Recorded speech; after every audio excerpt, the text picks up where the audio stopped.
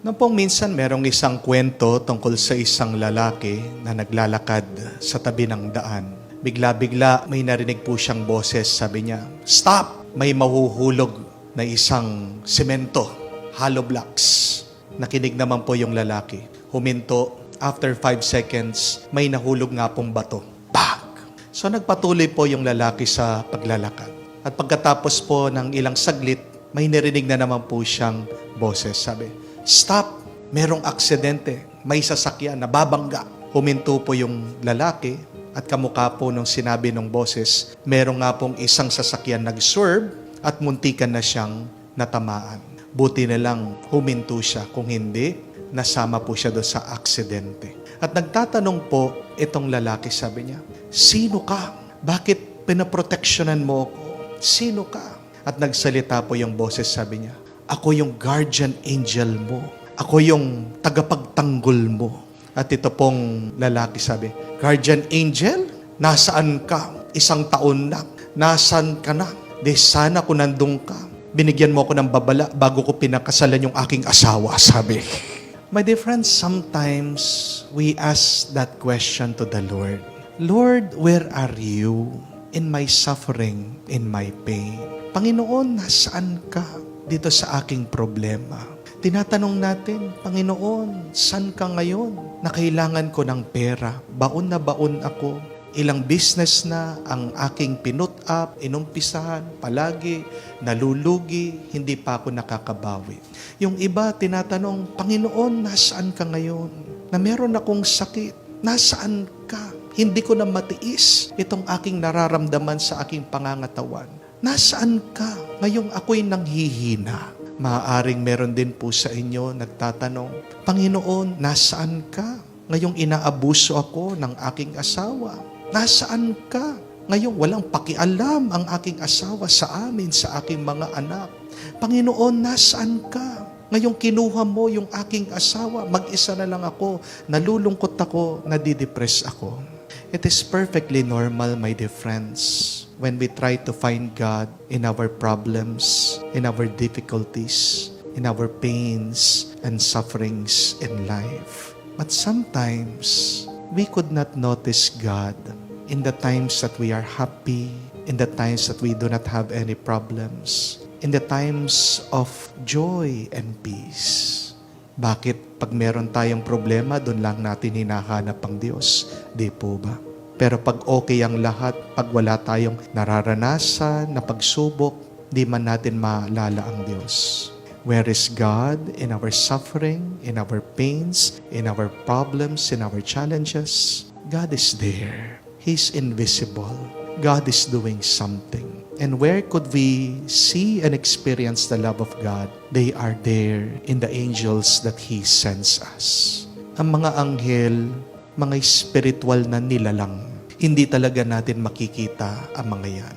Pero hindi naman ibig sabihin, di po ba, na pag hindi mo nakikita, hindi na totoo. Ang hangin, alam natin na totoo, di naman natin nakikita.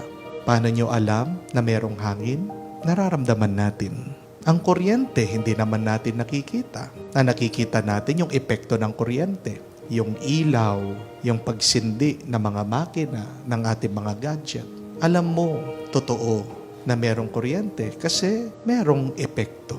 Paano mo alam na totoo ang mga anghel? Kahit na hindi natin nakikita, nararamdaman natin.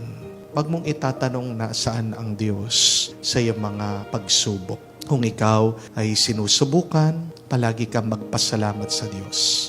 Dahil hindi ka susubukan ng Diyos na alam niya mahina ka. Di po ba? Kaya sinusubukan ka ng Diyos kasi alam niya, kaya mo, malakas ka, matatag ka. At alam din ng Diyos kung hanggang saan ang ating lakas. Kaya naman nagpapadala po ng mga tulong ang Diyos sa atin. Tanong mga tulong ng Diyos, sila mga anghel. Tayo ba ay nagpasalamat na sa Diyos sa mga napakaraming biyaya na ating tinanggap? Minsan dyan tayo nagkukulang, hindi po ba?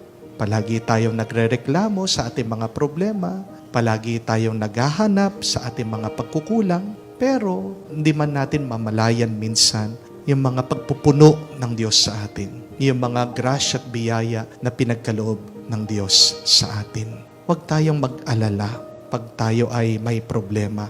Kasi pati ang ating mga anghel na hindi nakikita, lumalaban sila para sa atin. And that is the good news. Always remember that, my dear friends. God so loved us, He sends angels to protect us.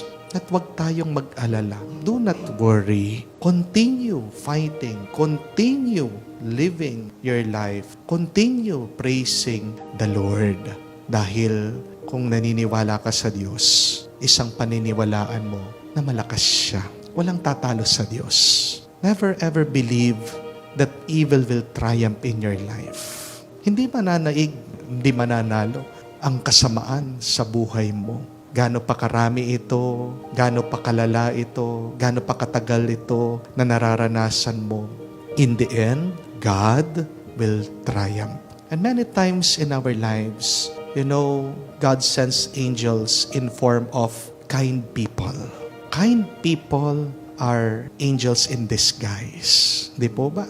Ang mga mabubuting tao ay mga anghel na nakatago. My question to you is, who are those hidden angels, those kind persons that have helped you in your life? Silang mga naging dahilan bakit kayo ay nakapag-survive, kayo ay nabubuhay, kayo ay umiiral, kayo ay nandirito pa rin sa mundong ibabaw.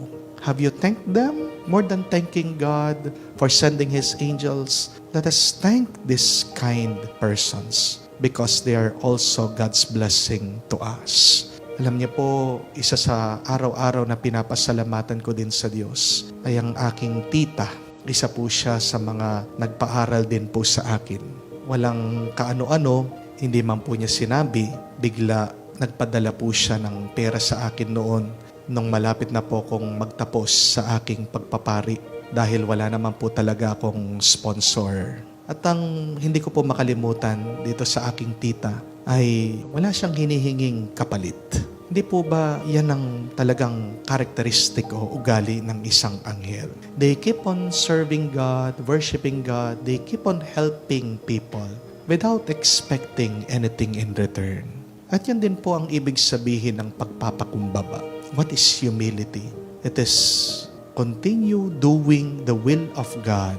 It is being able to be kind and good without expecting anything in return. That is what true humility is, which is also found in angels. Who are your hidden angels now in your life? Have you thanked God for them? Let us, in a simple way, as our gratitude, thanksgiving, isipin natin sila, pagdasal natin sila, at naway sila ay biyayaan din ng Diyos.